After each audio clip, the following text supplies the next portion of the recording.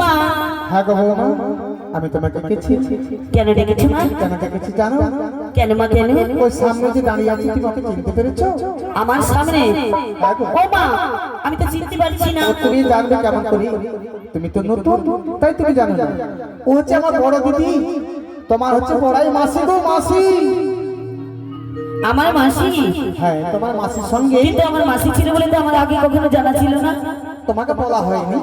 শোনো, আমাদের যে দধি দুগ্ধ রয়েছে না, হ্যাঁ, ওই দধি দুগ্ধ নিয়ে তোমার মাসির সঙ্গে মথুরা বাজারে যাবে। মাসি গো, অনেকদিন পরে আমার বাড়িতে এসেছে মাসি। একটু বসুন মাসি, বসুন। মাসি তুমি ভালো আছো?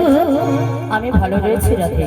মাসি গো, অনেক দিনের পরে রাধে এলে তুমি দাঁড়ে,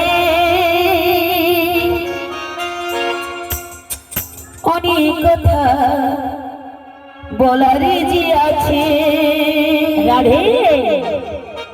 মাসি গো, অনেক দিনের পরে এলে তুমি দাঁড়ে, অনেক কথা বলার যে আছে। মাসি, অনেক দিনের পরে এলে তুমি দাঁড়ে, অনেক কথা বলার যে আছে।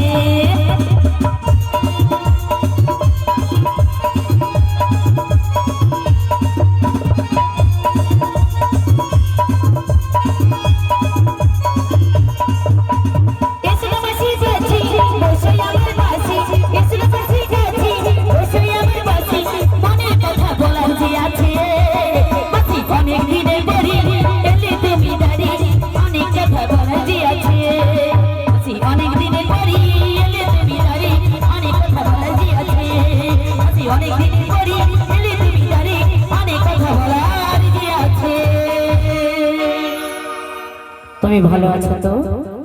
ও মাসি, আমি ভালো আছি, কিন্তু মাসি গো, আমার মনটি কখনো ভালো নেই। কেন রাধে?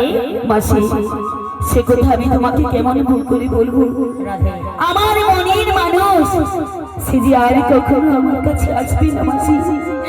সে যে আমাকে ছেড়ে সারা জীবনের মধ্যে চলে গেছে মাসি। তুমি কি বলছো রাধে? হ্যাঁ মাসি। না রাধে, না, আমার কথা বলো না রাধে, আমার কথা বলো না। তুমি জানো না রাধে, তুমি যেমন নয়নের বাড়ি ফেলে তোমার এই প্রাণ গোবিন্দকে দেখে বললে, তোমার এই বুকটা কেমন করে ভাসিয়ে দাও মাসি। প্রাণ গোবিন্দ ভালো নেই রাধে, তুমি কি বলছো? তোমাকে দেখে বলে সময় অসময়ে না বুঝে আমার করে বাঁশিরে শুনে তোমাকে রাধা রাধা বলে ডাকে। তাই তো আমায় আদেশ করেছি তোমার এই শাশুড়ি আমাদেরকে ভালো করে